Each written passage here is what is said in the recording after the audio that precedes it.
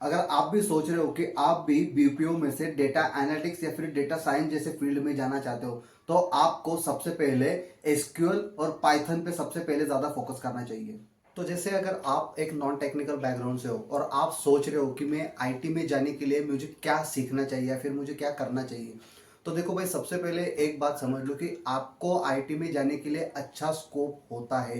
क्योंकि बीपीओ या फिर आप एक फाइनेंस बैकग्राउंड से हो या फिर आप नॉन फाइनेंस बैकग्राउंड से भी हो, जैसे आपने कोई बीएससी किया हो, केमिस्ट्री किया हो, या फिर उसके और फिर आप कोई बैंकिंग प्रोजेक्ट में काम कर रहे हो, तो उसकी वजह से क्या होता है कि आप अगर डेटा एनालिटिक्स या फिर डेटा साइंस की जैसे प्रोफाइल्स में अगर जाना चाहते हो, तो उसमें क्या होता है कि उसमें एक डोमेन का पार्ट होता है। अब क्योंकि आप पहले से ही बैंकिंग या फिर फाइनेंस के डोमेन में काम करते हो as an in BPO industry, so आपके पास ऑलरेडी एक एज होता है कि आपको डोमेन का एक बेसिक अच्छा खासा बैकग्राउंड आपका बन जाता है।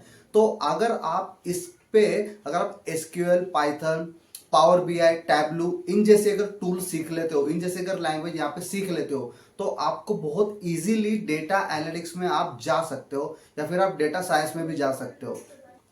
अब आप सोचोगे कि सबसे पहले मुझे फोकस किस चीज पे करना चाहिए। देखो, अगर आप विजुअलाइजेशन टूल में जाना चाहते हो, क्योंकि कई बार कई प्रोफाइल्स में ऐसा होता है कि वो पावर बीआई के ही डेवलपर को एज ए डेटा एनालिटिक्स की प्रोफाइल में ही कंसिडर करते हैं।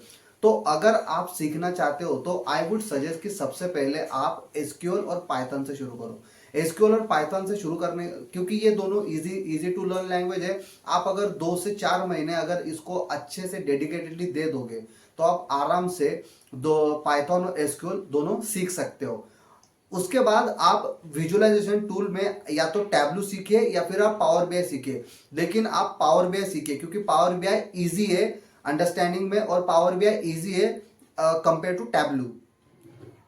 अब अगर आप एसक्यूएल और पावर बीआई भी सीख चुके हो, आप पाइथन पे भी आपका अच्छा खासा हैंड्स ऑन हो चुका है, तो आप सबसे पहले एक काम कीजिए। आप अपने जो भी अपना आप जिस भी कंपनी में काम करते हो, आप जहाँ पे भी काम करते हो, वहीं पे आप ट्राई कीजिए सबसे पहले कि वहाँ वहाँ से बीपीओ में से आईटी में शिफ्ट हो सके। जैसे मैं टीसीएस में था, तो मैं टीसीएस में ही मैंने, जैसे हम आपको पता होगा, अगर कोई टीसीएस में काम करता होगा तो टीसीएस में नोमी करके एक पोर्टल आता है, अल्टीमेटिक्स में आप नोमी करके एक पोर्टल आता है, तो वहाँ पे काफ़ी सारी अपडेट्स आती है।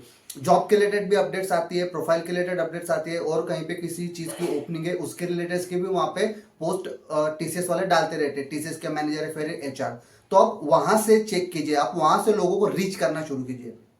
उसके बाद आप लिंक्डइन पे अच्छा अच्छा एक अपना प्रोफाइल बनाइए। मैं अपनी लिंक्डइन की प्रोफाइल डिस्क्रिप्शन में दे दूंगा, आप वहां से जाके चेक कर सकते हो। तो आप वहाँ लिंक्डइन पे एक अच्छा कुछ प्रोफाइल बनाइए। जैसे आप एसक्यूएल के वहाँ पे कुछ क्वेश्चंस आते हैं, आप एसक्यूएल के रिलेटेड के कुछ क्वेश्चन सॉल्व कीजिए। यूट्यूब में भी काफ़ी सारे वीडियो एसक्यूएल क्वेश्चंस के वीडियो आते रहते हैं, तो आप वो क्वेश्चन सॉल्व करने का ट्राई कीजिए। उसके बाद आप पावर बीआई के डैशबोर्ड बना सकते हो। आप सैंपल डैशबोर्ड बना के भी अपनी लिंक्डइन प्रोफाइल पे डाल सकते हो।